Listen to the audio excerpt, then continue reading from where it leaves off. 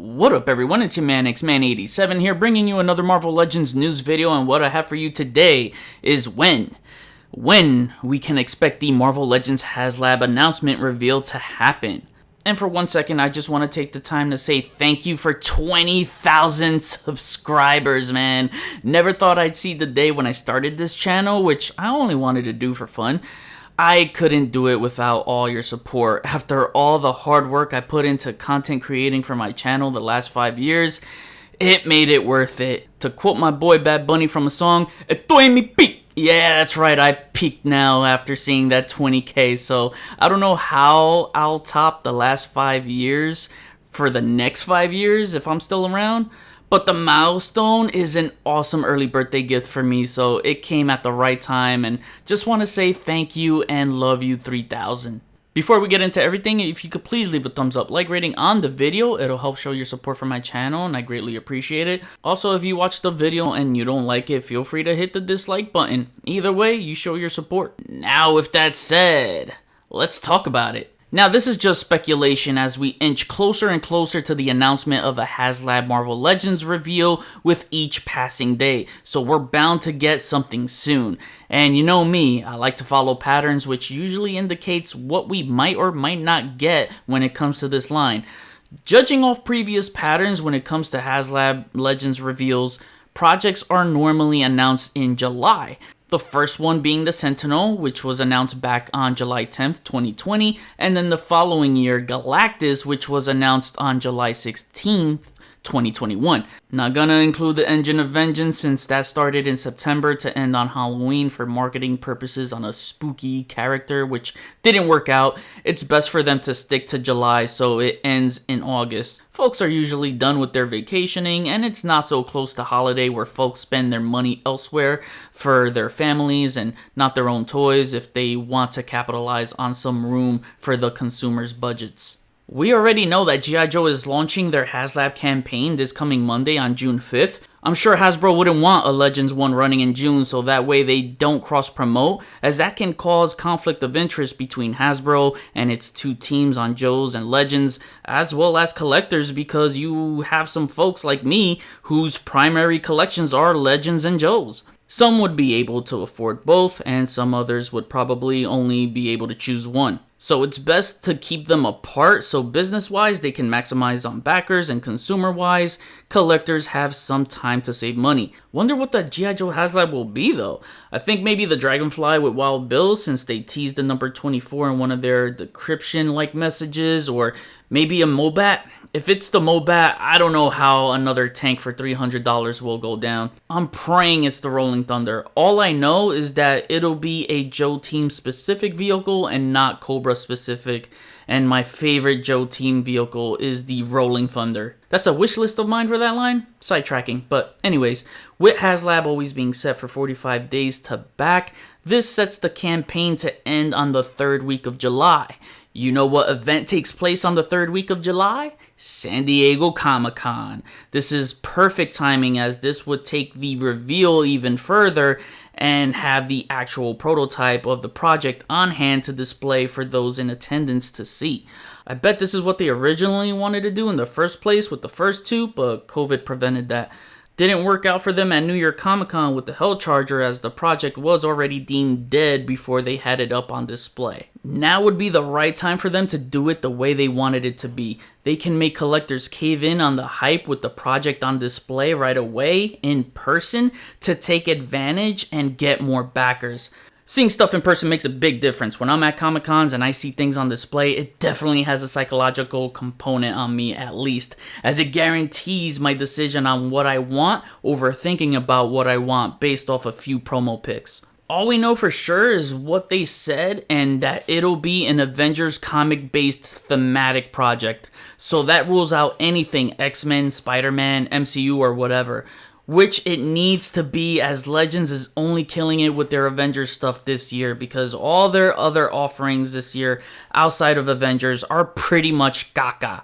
The movie stuff sucks. Spider-Man stuff isn't hot. X-Men had only about 4 out of the 15 figures released this year so far that were only good, right? Blob, Strife, Astonishing Cyclops, Corsair, and that's it.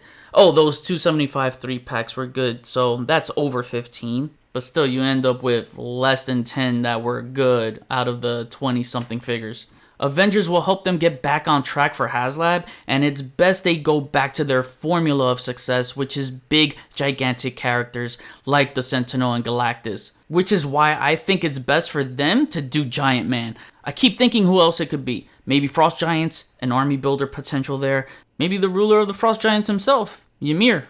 Or Yimmer, however you say his name, I don't know. With that, you can have 12-inch Frost Giants in different styles as tiers to army build if they don't do them as a main Haslab project. Surtur is always one that's been requested. They put Destroyer out with Thor in a 2-pack, so it's not completely ruled out for more Thor villains. Other villains they could do is Ultimo. He would be a great choice, and an Ultron head to have a giant Ultron would make for a fun and dope-ass tier. Fin Fang Foom is another one that's highly desirable. But I keep going back to Giant Man. All those I mentioned are giant villains, and we have yet to have a giant hero, so it's time for the switch up. That's not the only thing that makes me think it'll be Giant Man, but it's also the perfect time with all our classic Avengers being lined up all together. But mainly, it comes down to it being a popularity contest, and Giant Man is the most popular choice. Popularity sells. Anything else would be a missed opportunity. You could kiss a Quinjet goodbye because that Engine of Vengeance ruined any chances for us getting high-end vehicles for the line. We'll just get small ones for now like the Sky Cycle. I'm just interested to see how Giant Man will be offered. I was thinking a growing effect with all the Ant-Man figures in different sizes leading up to the tallest figure. Having a micro-sized figure, then 3-inch, 6-inch, 9-inch, 12-inch, all the way to the final size. Something of that sort. If they plan on making it $350 to $400 like the Sentinel or Galactus, there's no way a figure of that size, who's basically just in spandex and doesn't require all those intricate details in design, just a little bit of paint, equates to that high of a price point. I'm thinking if they need that price point met for quota purposes, then let the base offering be 2 Giant Mans in the Classic and Ultimates version. That way people can complete their Classic Avengers and build on the Ultimates team that they started updating this year with the Ultimate Cap release. Remember, the main selling point has to be the base offering, not the tiers, as the tiers are not guaranteed. They are just bonuses from getting the additional targeted backers, not extra money added or rolled into it. So everyone must be sold on the base offering first to make peace with it. Like Sentinel and Galactus, they sold because people wanted that more than the tiers. Sure, they helped push more backers as a driving incentive, which benefited the project and kept things excited, but collectors would have been fine with just having the Sentinel or Galactus alone because it was worth it. The value was already there. They can put all the tiers we want to see, but if it's 1 minute before the deadline strikes and the base offering hits goal, but none of the tiers hit, then the tiers don't mean shit as the value was already determined to be worth it alone. But obviously, if all the tiers hit, of course it's going to add more value. And it would also add more value if you plan on reselling some of those, which is beneficial for those who didn't want a certain tier. They'll get some money back, so I know where it can present a certain attraction. I don't rely on tiers, but I hope they hit hard with the tiers this time. I was surprised seeing that West Coast Avengers Hank Pym in the box set. I thought they would use that as a selling point for a Giant Man Haslab, as that's the first Hank Pym head Hasbro made for their 6-inch line. Honestly, they could have used that Hank Pym in that outfit as an early bird special if they included his rover vehicle. It's a small vehicle, so I can see where that could have worked. But maybe the early bird special will be a classic Ant-Man with a soft goods lab coat and a removable helmet. But it would be really cool if they could give him a big, highly articulated ant, kind of like what they did with their 3-inch line. Remember that 3 3/4 deluxe pack with the Ant-Man and the ant with the wings and stuff like that? They could really do something cool. I think that would be a really dope early bird special or a tier. Or they could do Hank Pym when he was the Wasp. That would be something rare and, never done before, and maybe we'll never see again. So I could see that happening. But I think the tiers will be Yellow Jacket, a Classic Wasp, and Goliath in the blue and yellow. Maybe a Pym Ultron 2 can be a possibility. Whatever it is, I think the focal point for the tiers will be Hank Pym's personas. So I don't think we'll see a Bill Foster or a Clint Barton Goliath. Which now makes me think a Classic Wasp might be the early bird special. One thing for sure that they need to do this time around that they didn't do last time is just reveal all the tiers at once and not wait until a tier hits for the next reveal. Hasbro is literally the only company that does this for crowdfunders. Every other crowdfunder you see always reveals everything all at once, so you know what you're getting. So it's like they do shit backwards, not knowing how to do a crowdfunder properly. I get trying to keep things excited, but at the same time, don't hide shit from people who might buy. They might not want to invest if they don't see all the bonuses.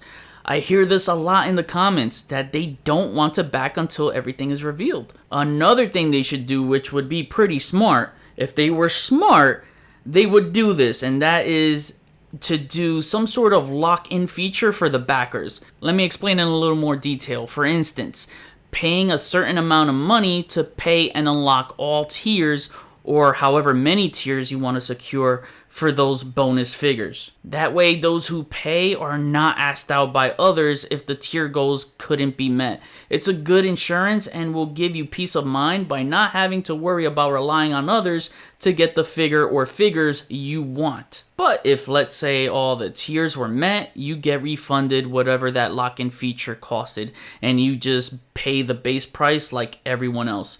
I can see that kind of insurance feature being supported. I know I don't want to lose out on extra figures because of a fucking number. Give me the option to buy, that's all. It's an option, nothing forced. Maybe that could be a Pulse Premium member perk, because they really don't give premium members perks for Haslabs other than free shipping or box art packaging Volpols. I tackled some of these topics before, but just wanted to add in a little bit more. You can check out the video I did as a random review of the Marvel Universe Goliath figure, and in there I discuss what could or should be done for a Giant Man Haslab in terms of size, tiers, etc. And you can feel free to chime in on the comments in either that video or this one. Anyways, this was a fun speculation video for discussion, and San Diego Comic-Con should be very interesting with only 1 month away. We are bound to get that Haslab reveal sooner or later, but if I was a betting man, I'm putting my money on San Diego Comic-Con week. The timing seems perfectly aligned with the G.I. Joe Haslab end date approaching that time. Now I kick it back to you. You think I'm spot on with the time frame or not? You think it'll be later than that? If I'm wrong, I'm wrong. I'll keep it moving, but let me know what you think when and what will be the Avengers themed Haslab, from the base offer to the early bird to the tiers. Jot them all down, comment below, let me know, we'll chat about it. Thanks for watching another Marvel Legends related video. Please follow me on Instagram if you haven't already at xmanny87. Hit the notification bell so you always know when my latest videos are up. Share and subscribe if you're new. See you on the next video. Peace, peace.